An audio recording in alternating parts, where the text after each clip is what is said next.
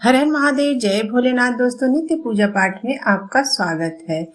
ज्येष्ठ मास की कृष्ण पक्ष की आने वाली एकादशी को अपरा एकादशी कही जाती है। अपरा शब्द का अर्थ है जिसकी कोई सीमा ना हो, यानी इस दिन किया गया जप, व्रत, दान अनंत गुना फल देने वाला होता है। इस बार ज्येष्ठ के महीने में कुल 4 एकादशी पड़ने वाली है। अधिक मास का संयोग भी है इस बार ज्येष्ठ मास के साथ हो रहा है, इसलिए ज्येष्ठ का महीना इस बार 60 दिनों का अवधि का होगा। तो ज्येष्ठ के महीने में इस बार अपरा एकादशी और निर्जला एकादशी व्रत रहेंगे। वहीं अधिक मास यानी मल मास की एकादशी, जिसमें पद्मिनी और परम एकादशी इस बार ज्येष्ठ के महीने में पड़ने वाली है। आज की इस वीडियो में आप जानेंगे कि अपरा एकादशी की तिथि और शुभ मुहूर्त के बारे में। एकादशी और द्वादशी कब तक रहेगी और व्रत का पारण का शुभ मुहूर्त और कब से कब तक रहेगा। ज्येष्ठ कृष्ण पक्ष की एकादशी इस बार 12 मई दिन मंगलवार को रहेगा।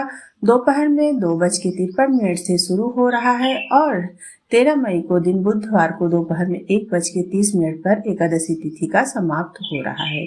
क्योंकि मंगलवार को दोपहर से एकादशी लग रही है, इसलिए उदय तिथि के अनुसार 13 मई बुधवार को इस बार एकादशी का व्रत रहेगा, यानी अपरा एकादशी 13 मई दिन बुधवार को मनाई जाएगी। व्रत की तिथि को लेकर अक्सर लोगों में असमंजस हो जाता है कि किस दिन व्रत रखना सही रहेगा। तो इस बार आप सभी को 13 मई को ही बुधवार को ही व्रत रखना चाहिए। द्वादशी तिथि 13 मई दिन बुधवार को ही दोपहर 1:31 से शुरू हो रही और 14 मई को गुरुवार को मतलब सुबह 11:20 तक द्वादशी तिथि का समापन होगा। द्वादशी तिथि लगने से ही हरिवासर का समय ही शुरू हो जाएगा। हरिवासर द्वादशी तिथि का प्रथम मतलब 1/4 दोपहर होता है, जिस समय आप भगवान की जितना चाहे मतलब जितना हो सके उतना मंत्र जाप, भजन, कीर्तन, कथा श्रवण कर सकते हैं, जो कि अत्यंत शुभ फलदायी होता है। अपरा एकादशी व्रत पारण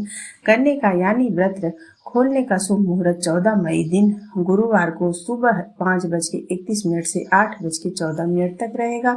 व्रत हमेशा निर्धारित मुहूर्त के अंदर ही खोलना चाहिए। एकादशी के दिन चावल या चावल से बनी वस्तुओं का त्याग करना चाहिए। साथ ही इस दिन नाखून, बाल इत्यादि काटने या तुलसी के पत्ते तोड़ने से भी वर्जित माना गया है। तो भगवान के भोग के लिए एक दिन पहले ही तुलसी के पत्ते तोड़कर रख ले, या फिर तुलसी के पौधे के नीचे जो भी पत्ते गिरे हों वह आप भोग में लगा सकते हैं। मंगलवार को क्योंकि एकादशी भी लग रही, इसलिए एकादशी लगने से पहले ही तुलसी जी में जल देकर आप तुलसी के पत्ते तोड़ लें और एकादशी के दिन अपनी सामर्थ्य के अनुसार दान करना अत्यंत शुभ फलदायी रहेगा। तो गोस्वामी तुलसीदास जी ने भी दान के महत्व को बताते हुए कहा है कि तुलसी पक्षी के लिए घटे ना, सरिता नीर दान दिए धन न घटे। जो सहायक रघुवीर, यानी जिस प्रकार पक्षियों के पानी पीने से नदी का जल कम नहीं होता है, ठीक उसी प्रकार यदि भगवान का आशीर्वाद आपके